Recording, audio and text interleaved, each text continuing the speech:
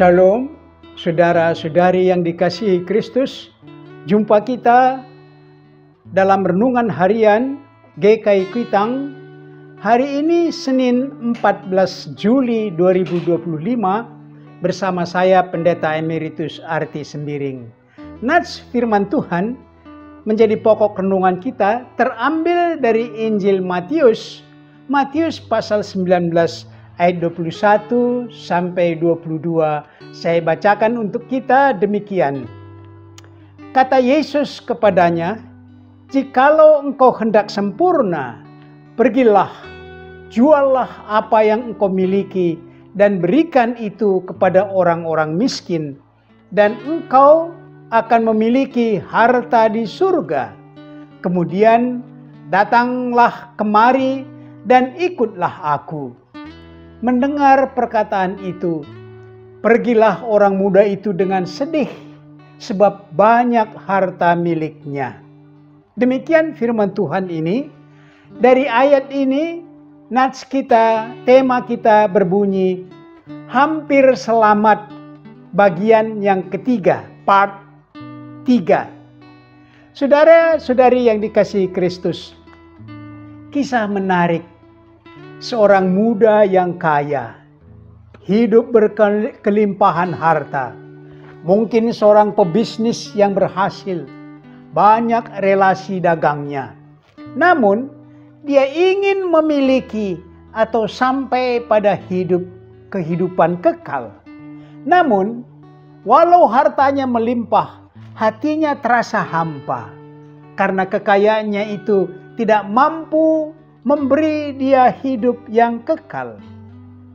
Dia kaya materi tetapi miskin rohani. Kerdil spiritualnya membuat dia cukup gelisah karena dia tahu ada pengharapan hidup kekal. Sedikit banyak dia telah mendengar tentang Yesus, pembawa berita tentang hidup kekal, sehingga orang kaya itu menghususkan menemui Yesus. Dia sudah siapkan pertanyaan dan berkata kepada Yesus, "Guru, perbuatan baik apakah yang harus kuperbuat untuk memperoleh hidup yang kekal?" Atas pertanyaan ini, Yesus menunjukkan bagaimana hidup bermoral tidak menjadi batu sandungan, tetapi juga Yesus menunjukkan tentang kasih, yaitu mengasihi sesamamu manusia seperti dirimu sendiri. Pemuda itu melihat dalam dirinya sendiri semua itu telah dilakukan, bahwa dia memang tidak cacat hukum di masyarakat, tetapi tidak dengan apa yang ada padanya, tidak dengan hartanya. Karena itu dia masih merasa belum memiliki hidup kekal itu. Disitulah Yesus menyempurnakan kesalehan moral pemuda kaya itu dengan mendasarkan apa yang ada padanya, yaitu kekayaan harta miliknya.